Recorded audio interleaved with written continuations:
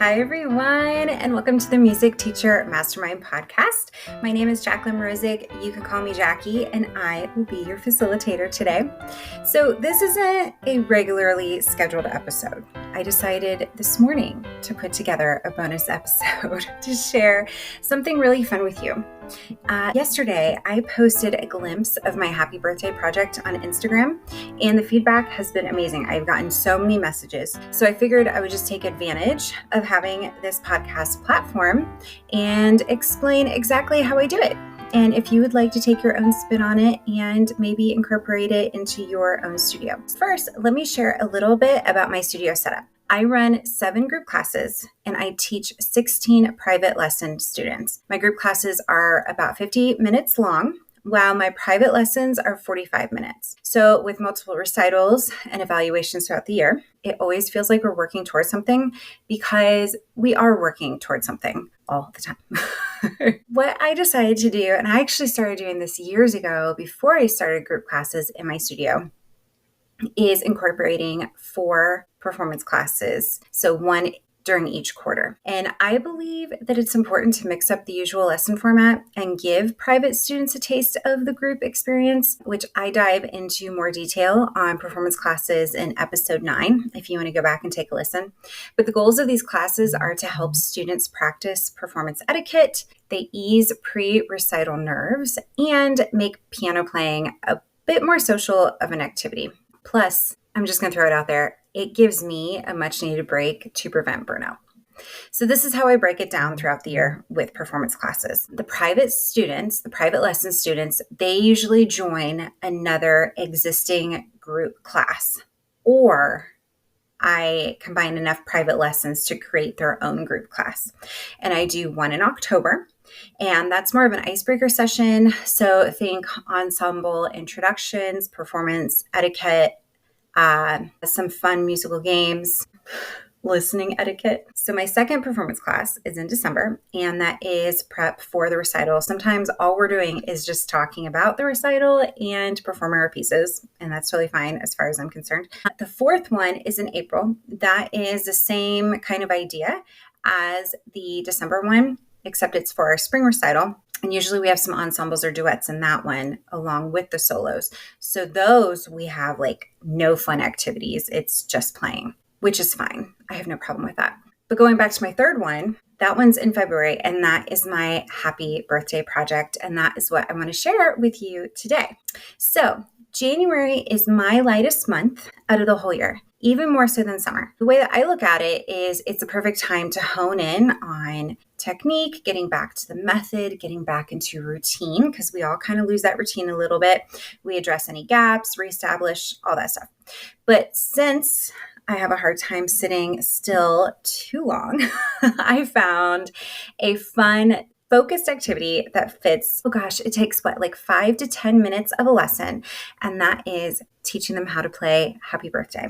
Because I don't know about you, but I feel like all pianists are expected to just know how to play Happy Birthday. Like, oh, you know how to play piano? Sit down and play Happy Birthday. Hey, it's my birthday. You can play me Happy Birthday. Where's my Happy Birthday?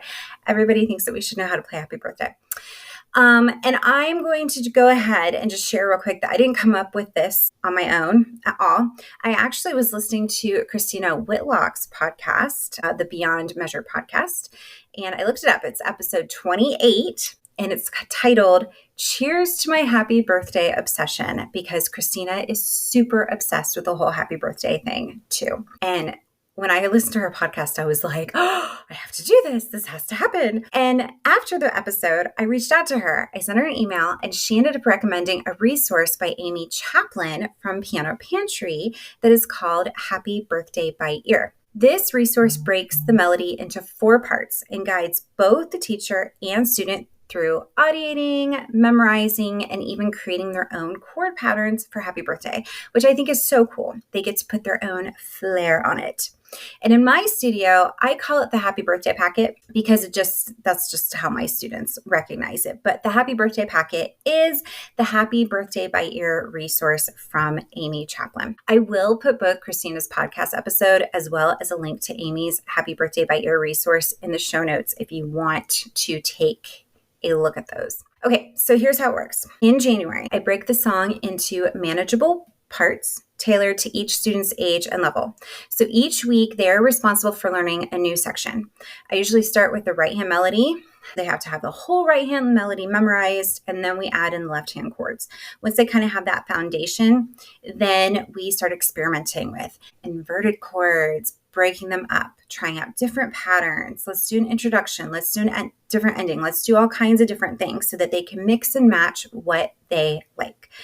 For the younger ones, I sometimes start with just the tonic of each chord. So if the chord is a G, instead of playing the whole G chord, they'll just play a G.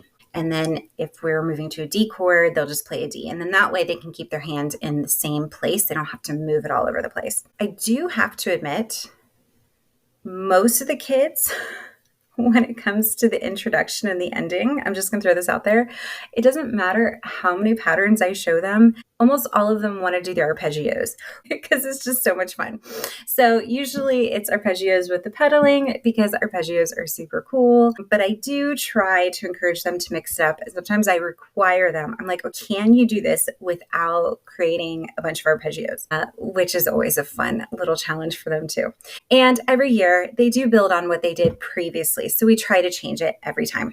Okay, so now for the fun part. Actual happy birthday week. So February can be a super tough month here in Ohio. It is gray skies. It is cold weather. Sometimes we get a ton of snow, or sometimes we get no snow and we just get like 3 weeks of cold rain. I mean, it's pretty miserable, and we definitely get the post-winter blues for sure. To combat that, for me, I turn the studio into a mini birthday party for the whole week. I decorate with streamers and balloons, and I try to get enough balloons so that each student can walk out the door with a balloon. We have party hats, we have cupcakes, we do it all. We do anything that you can do at a birthday party, I try to do in their lesson. And my lesson plan is actually pretty simple. What is my main goal? My main goal is for each student to have their own version of a happy birthday memorized and to perform happy birthday memorized while we sing it. And that's it. That's my goal. So I keep the lesson plan very simple. I just want them to be able to get in front of each other and play happy birthday to where we can sing along.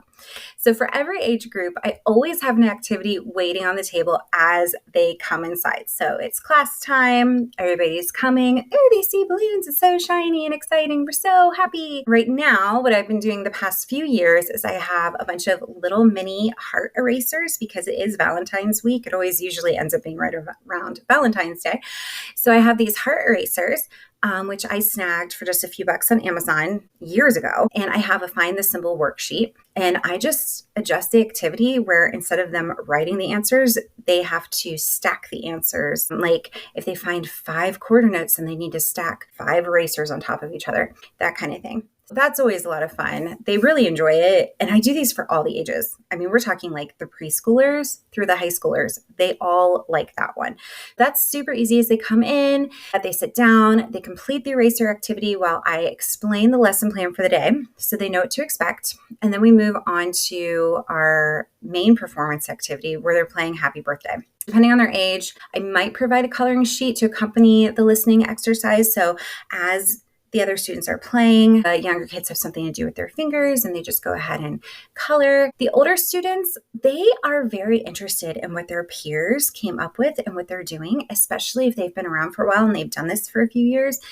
They want to see what their friends did differently from the year before, what they did differently from them. So they don't need to color. They're more than happy to just watch one another. And of course, in every class, we practice the essential performance skills like introducing ourselves, bowing, clapping appropriately, being attentive listeners, all that kind of thing. So after the performance, the follow-up activities vary from year to year and from class to class. So for example, yesterday I had 3 back-to-back classes. The first one was all kindergarten girls. The second one was 4th and 5th grade girls. And the third one was all junior high boys. As you can imagine, these classes definitely had to look a little differently. For the kindergarten girls, we played a matching game with white keys and letters. We did a rhythm animal game. Then they enjoyed cupcakes. And then they left with their balloons and skipped on out like la la la la la. They were super happy, super cute. It was the best day of their lives at that time. The 4th and 5th grade girls, we did a rhythm activity. We played musical spoons. They thought that was super fun. Then we had cupcakes, and then they skipped off with their balloons. La, la, la, la, la. Then I had my junior high boys. So these guys always keep me on my toes because I feel like what works in one class that I'm like, yes, I nailed it. They loved it. This was great. If I do the same exact thing a few months later in a different class, it can end up being a total dud. I have to really kind of think about where these boys are at, how the attitudes have been lately. But we had a good time. We played musical spoons. We had a rhythm race, which they did groan about at first, but afterwards they enjoyed it and admitted to me that it was fun. So yay. Winning. They also played a game called Bang, which I've talked about before. That is a game that I found in Color in My Piano, Joy Morin's blog. It's a great game, so you might want to check that one out. I should put that in the show notes as well. And then we finished with cupcakes, of course. And then I sent them off with a balloon if they chose to do so, which not everybody chose to take a balloon. So that was okay. If they weren't too cool to take a balloon, they took one. So for my upcoming high school class, the plan that I have is pretty similar. I usually let these guys choose their own games because they're familiar with what I have, although musical spoons and Bang both remain the favorite. So I'm sure that's what they're going to want to do. You know what I need to do? I need to create a blog post about my musical spoons and show you guys how I do that because it's a lot of fun. It is definitely a favorite. And you guys, that's pretty much it. It's a simple plan, but it always meets my goal, having the students play Happy Birthday with their own flair and having it memorized by the performance state, even as others join in singing with them. The games and activities are just a bonus. I don't really stress about making every detail a groundbreaking, musically educational woohoo. Okay, it's really not that big of a deal. I meet my goal. Everything else is just a bonus, and I try not to overthink that. One last thing that you might have been thinking as I was talking, and that is, how much money is Jackie actually spending on this? And how much time is she spending on this? Because I ain't got the money and I ain't got the time, and that's okay. I really do have a plan for this. First of all, do you really have to buy every kid in your studio a balloon? Of course not. That might not even be feasible. You might be in a music school or you might be in a place where you just can't do that. That's just me. I'm a balloon person. I love it. It's a priority for me, and that's just how it is. But do I think that you have to have that? No, absolutely not. You personally might love creating fancy treats and making cookies and all that fun stuff, while I'm super happy with pre-made, not so great cupcakes from the local grocery store, which is what the students got this year. So my point is, if you just call it a party, even without all the extras, like I'm talking like you call it a party and the kids come in and play Happy Birthday and play some games and there's no extras, they're still going to love it. It's still going to be exciting. You know, it's a welcome change of routine. It's a shared goal. They're all in it together, right? Their teacher is forcing them to do this all together. And they know that they're going to get to do fun activities with one another. So do what you feel is right. Don't feel pressured to be extra. I applaud either approach. Now, about the money. I have built the cost of this into my business structure using a profit first formula, which might be a good topic for another episode. But what that means for me is the money is already set aside in a specific account, and I'm always on the lookout for deals. If I'm out and about and I see a deal on a birthday thing, I know this week is going to come up. I might just grab something. Okay. Example, we have a local party supply store that is going out of business. I drive by, I see that, and I'm like, whoop, I'm going in there. And I just kind of grabbed a few things that I thought I might use. As far as balloons, I order mine from Amazon, and then I have them inflated at a local grocery store. Yesterday, I went and I had some more blown up, and the gal was like, I'll just charge you $5 for it. She gave me a huge break. And I was like, sweet, thanks. So all my balloons combined with the Amazon cost and blowing them up at the grocery store probably cost me, oh goodness, about $15, which is like, if you know the cost of balloons for a big party, that's pretty great. Let's hope that happens again to me. I also stock up on party supplies at the dollar store. I keep laminated games around all year long that I can just grab. I have even saved decorations for my own family's birthday parties, knowing full well that I'm probably going to be using them for the studio.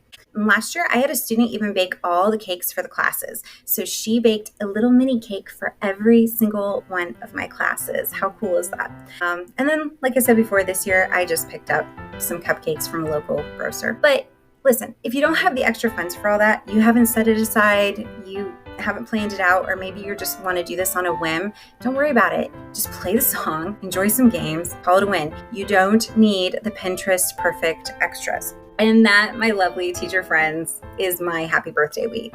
It is a celebration that I love. The kids love it, the parents adore it, and they appreciate it.